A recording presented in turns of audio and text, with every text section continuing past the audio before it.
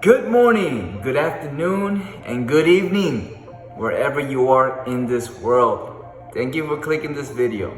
And today's topic is going to be about the lies that military recruiters tell you. Yes, you, the civilian applicant. So let's get right to it. So it doesn't matter which branch you join, this happens a lot. From hearing from my battle buddies and also other military service members, but recruiters have a way about it when it comes to recruiting. First and foremost, I want to say they're not bad people. They're just doing their job. But sometimes it takes certain things to have applicants join. It's not good or bad. It's just how the things are. So the first thing that I want to say is that recruiters will tell you that you can pick any job that you want. And this is a term that I like to call a white lie. Yes, technically you can pick any job that you want, given the fact that you are eligible and you score, they require scores for that said job. And also the main thing is the availability of that job. So you need to kind of think of it like this. In college, certain courses are available depending on the season, the time, availability, and all these other factors. If it's not available, you're not gonna get the job, right? It's pretty self-explanatory. How are they gonna give you a job that's not available? If you don't fit the prerequisites, you're not gonna get that job because you didn't score high enough to get that job, right? And third, if it's not available in their recruiter system, you're not getting it. Kind of piggyback onto the availability of the job. So a lie that a lot of recruiters tell you is that you can pick any job that you want, And yes, you can pick any job that you want, but it depends on certain factors. The most clear and obvious one is your patience. How long are you willing to wait to get that job that you want? Standing your ground, and many more things. But when you go to the recruiter, they're gonna do their best to put you in a job, fill in the slots open for their array of jobs that they have available. So in that sense, you can pick any job that you want that is available and that they offer you and that you meet the standards of. So that's that for that statement. So it's a white lie. It's a term that I like to call it. It's a white lie. You can't pick any job that you want, but a lot of factors fall into that. Another question that I get a lot is that tell them this. It's totally understandable. A lot of people, change their mind in joining the military. Like on the day they're scheduled to ship out. It's called the jitters. They get nervous and they change their mind and they don't want to ship out. So responsible people, decent people, give the courtesy to the recruiter. They go to the recruiter and tell them, hey, I don't want to join anymore. And this happens a lot. The recruiters tell them that they will go to jail if they don't ship out. And I'm here to tell you, yes, you, civilian, that you will not go to jail if you decide not to ship. You will not go to jail because technically you are not in the military. Yes, you swore an oath. Yes, you went through MEPS.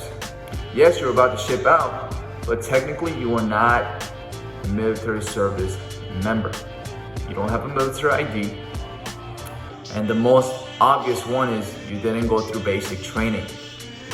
You have to pass basic training in order to be labeled.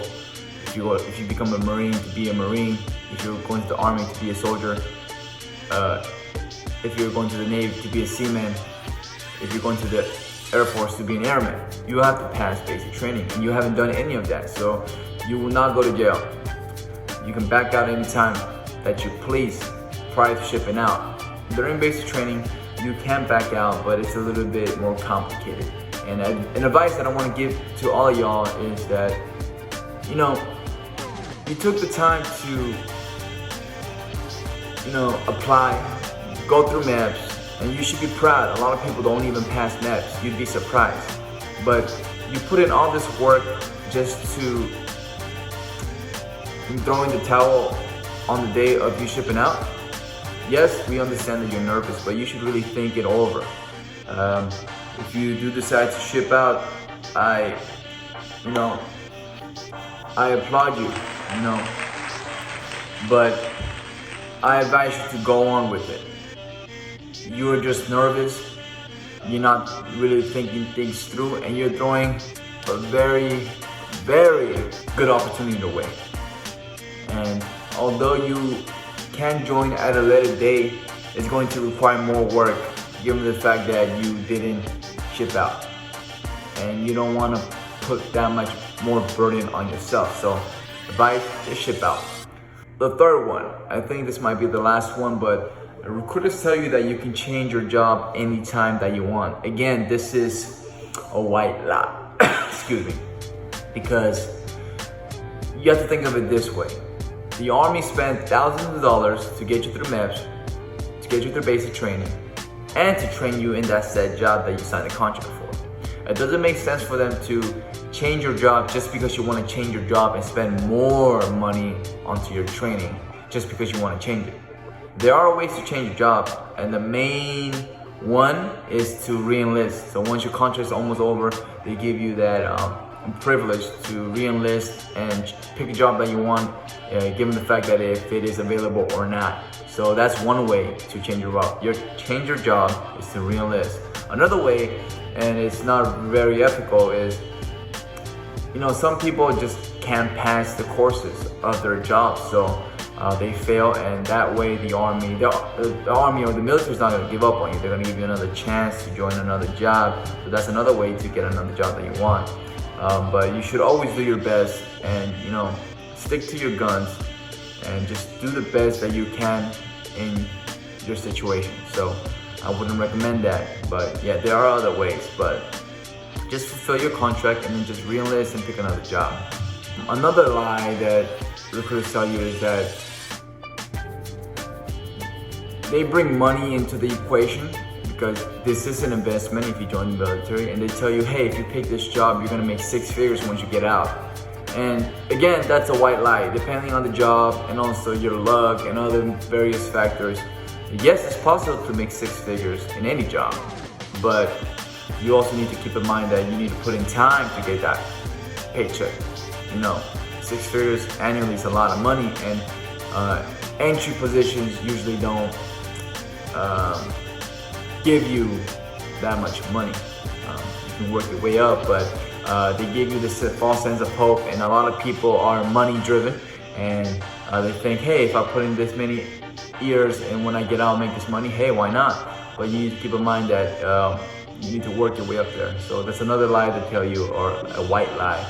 So you need to keep in mind, these people are normal people like you and me. They have a job that they need to excel in. They only have one thing in mind. They're recruiters, and the recruiter's mission is to recruit people in the military. That's their mission, and they're gonna do whatever it takes to support that mission. Not whatever, they are gonna do it legally. It's not like they're gonna put a gun to your face and make you join, which is illegal, but I'm kind of going off track. I'm being kind of far-fetched, but yeah, they're gonna do what they can to have the applicant join the military. So that is all that I have for you guys. I hope this video was helpful, and if it was, please make sure to like, leave a comment below if you have any questions, and I will make sure to reply to them. And consider subscribing, it does help the channel, and I will see you in the next video.